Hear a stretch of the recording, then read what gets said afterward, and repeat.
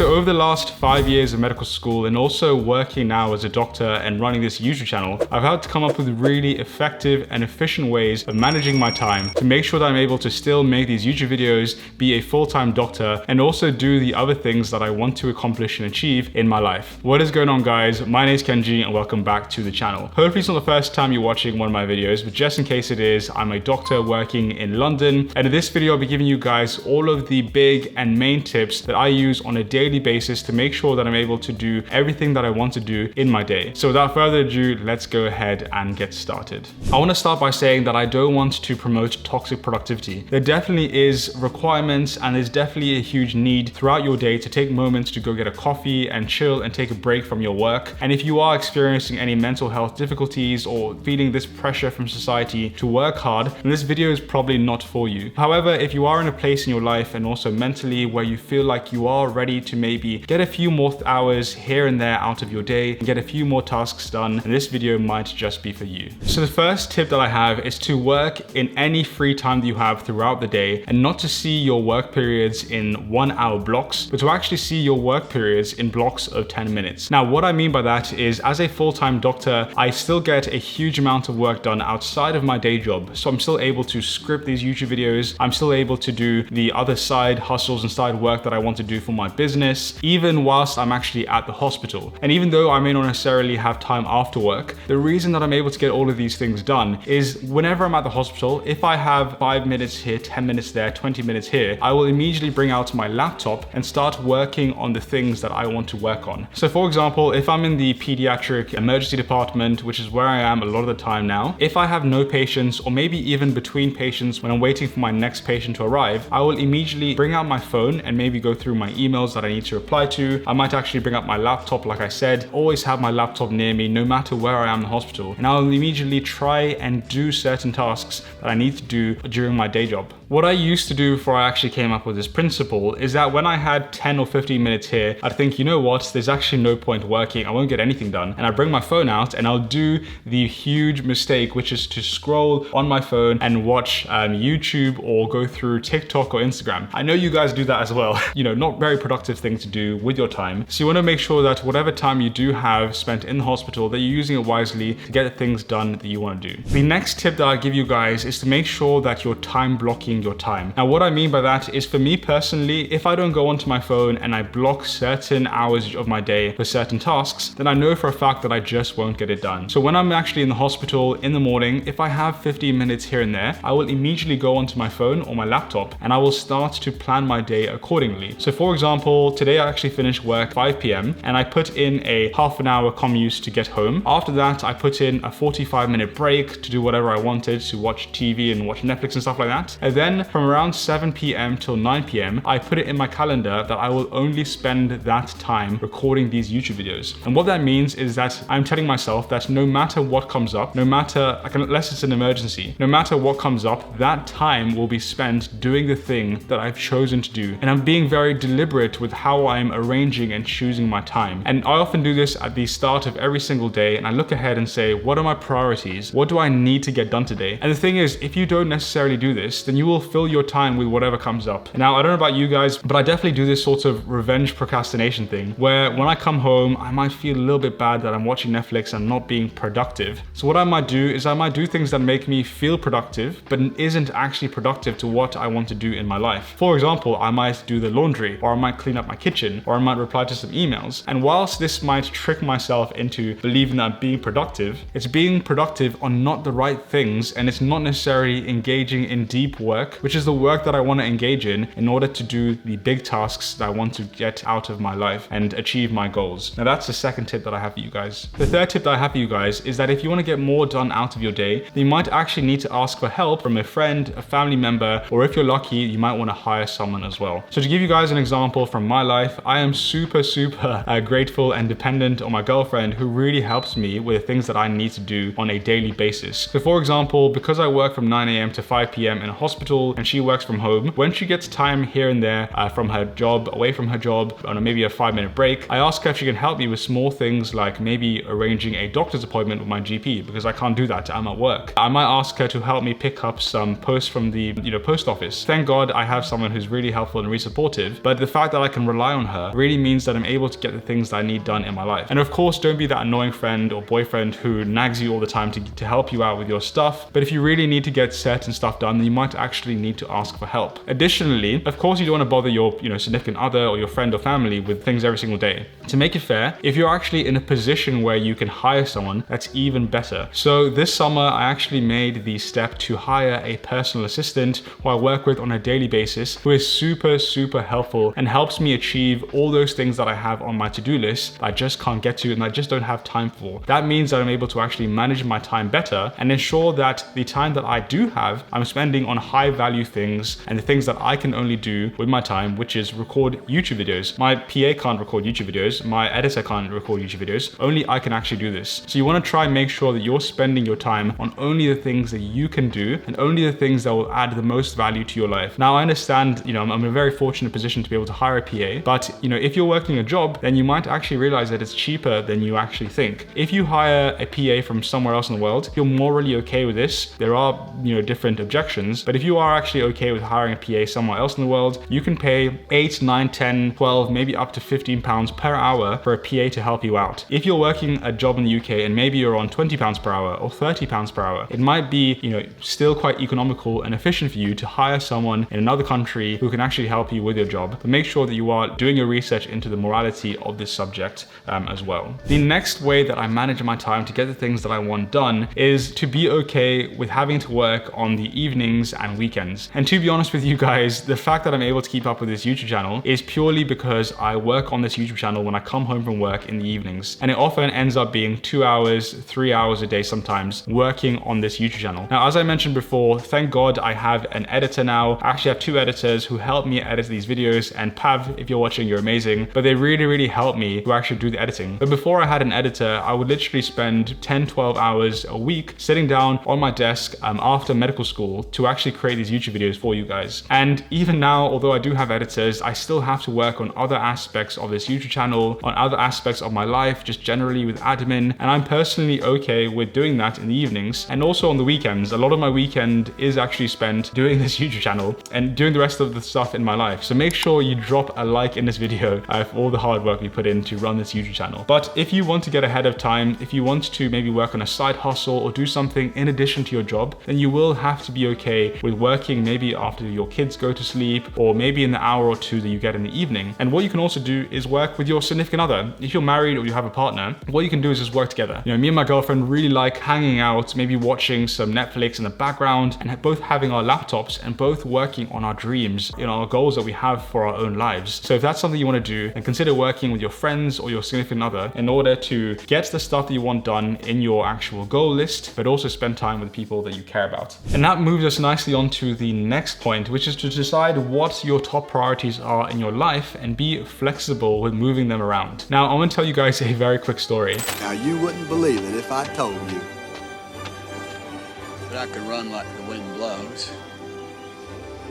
I was the sort of person very recently who would go to the gym for an hour and a half, 5 days a week. So an hour and a half, 5 days a week, plus a 15-minute drive to the gym, plus a 15-minute drive back from the gym, plus 5 and 10 minutes maybe getting changed at the gym and having a shower. I was spending a minimum of 2 hours per day in the gym. Now, for 5 days a week, that actually added up to 10 hours a week to actually work out. If we times that by 4 for the 4 weeks, that's 40 hours per month that I'd spend in the gym, which is equivalent to the full entire working week that I have working as a doctor. I work 40 hours a week as a doctor, so I was literally spending an additional week of work in the gym. Health is my number one priority, right? And I love going to the gym, I love lifting weights. But what I had to realize is now being a full-time doctor and doing, all the side hustles I have, I realized that spending 2 hours in the gym just isn't practical anymore. So I did 2 things in my life. The first thing that I did is I moved into an apartment that has a gym downstairs, so I'm able to quickly go and work out immediately, so I don't spend time driving to the gym anymore. And of course, I know not everyone can do this. The second thing that I did is I also decided that I'm not going to be spending an hour and a half in the gym anymore. Now, if I'm completely honest with you guys, my workouts are around half an hour to 45 minutes max. I'm in, I'm out, and I'm back home working on the other things that I want in my life. Now, what I'm trying to tell you guys is that choose what your top priorities are in your life. For me, that is my career, my health, and my relationships pretty much. And those are my three number one priorities, and I'm okay with these changing all the time. I may go back to working in a gym for an hour and a half later down the line when I have more time. That's completely fine. But right now, as my life is, and as I am in my current situation, I'm okay with only working out for 40 minutes a day if I have to keep my side hustles and keep the rest of my life going. So what I want you to do is have a think about where you're spending most of your time, and think if you're still right now happy with spending that same amount of time where you currently are in your life. And if you're not happy with that, then what you can do is just change your priorities around and change how much time you're spending on certain activities so you can buy time for the other things that may be of a higher priority. Now, the next way that I'm able to manage my time is to try my best to combine activities. Now, what I mean by that is every single day I have a huge to-do list I need to get through. For example, this can include things like maybe catching up with my mum, maybe listening to this podcast that I really want to listen to. And the way that I'm actually able to do these things is by combining certain activities. So for example, if I'm driving to work in the morning and I have a 20-minute drive ahead of me, I will do both those things. I will call my mom, catch up with her, see how she's doing. And then on the way back from the actual hospital, I will listen to that podcast that I really wanted to listen to. And just by virtue of combining these activities and doing these things together, I'm actually able to get twice as many things done. This is also, for example, if I'm washing the dishes or doing my laundry, I'll do those things again. I might contact my loved ones who I really want to talk to and, who are literally on my to-do list to speak to. I will, listen to podcasts, listen to audiobooks, and try get those things done that I want to get done during my day.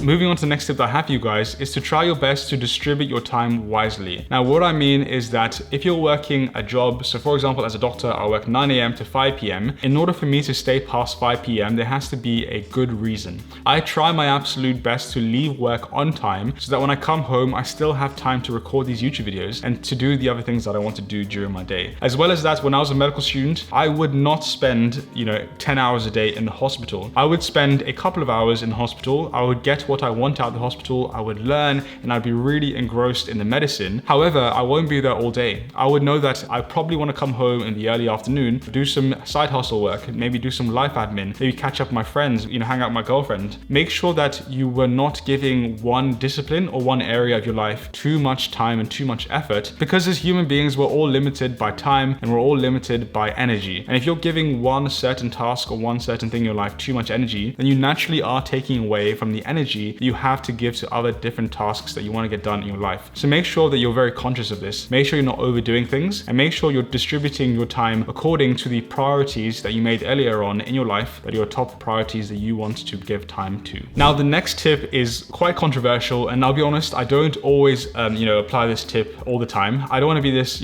super productive robot that doesn't actually take time to smell the flowers every now and again. However, it is worth mentioning that if you want to also get more out of your day, one thing you can do is to utilize your downtime wisely, or maybe the unproductive time in your day. What I mean by that is if you're getting trained, let's say, to work in the morning, or you're taking a bus to work in the morning, or maybe you're waiting at dinner for your friends to arrive, this downtime is all time that you can be using to do something different. Now, as I mentioned to you guys, I almost never leave my house without my iPad. I don't want to sound crazy, but I often have a lot of things to get done wherever I'm going. So for example, if I'm going to be on a train traveling to London and I have 40 minutes to get to central London, I will have my iPad with me and I will be replying to the never-ending emails that I always have. I will be planning YouTube videos. I might just be chilling and watching Netflix if I want to. That's completely fine as well. But I will have my iPad with me so that if I do decide to be a bit productive and work on certain tasks, then I have the ability to do so. So what I'd say is whatever time in your day that you have just as downtime, you can actually take that train ride that you have to university and make something of it. You can study, you can,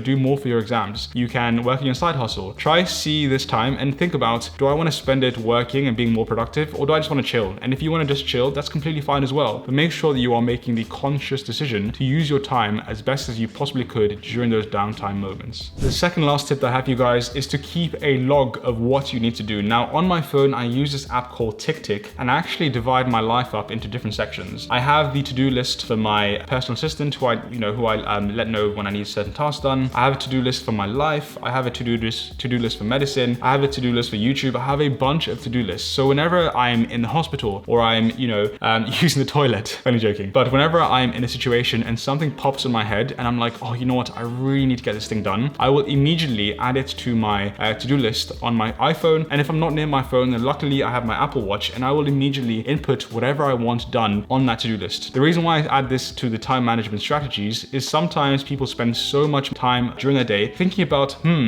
what do I actually need to do with my time? Like I have 10 minutes here and there, but I don't know what I need to do. If you have an accurate log that is constantly being updated about the things that you want to achieve in your life, as trivial as they may be, then when you do have those 10 minutes here and there in your life, you will immediately not spend time thinking about what do I need to do. You will start off straight away ticking off those things very quickly. Sometimes it's something so small that I need to do, something that can literally take 30 seconds. And if it's on that to-do list, when I have 10 minutes here and there, I will immediately do it. So don't spend time thinking about what you have to do. Make sure you're keeping an accurate log of what you do need to do so that when you do have time, you're able to do it immediately. And the last tip that I have for you guys in terms of time management strategies is to try your best to batch your tasks. Now, I'm still trying to be that person who is good at this and I still find it very difficult. But what I mean by batching your tasks is that, for example, when I'm filming these YouTube videos, there is so much that you guys can't see. There's a huge light here. There is a microphone that I have literally right here. There's a tripod that has my camera. I've set up my living room in a way that allows me to film. There is so much time that it goes into actually recording these YouTube videos. And if I recorded one YouTube video at a time, I would literally waste 15-20 minutes per session setting this entire room up. What I learned and what changed the game when it came to YouTube is I would actually batch film videos. So I will sit down for one afternoon, I will time block the afternoon to just filming, and I will film 4, 5, or 6 videos all at once. And that will immediately give me content for the next 6 weeks. And if I don't have to sit here and film videos for the next 6 weeks, I can use my extra time after work doing other things that I want to do with my time and with my life. And this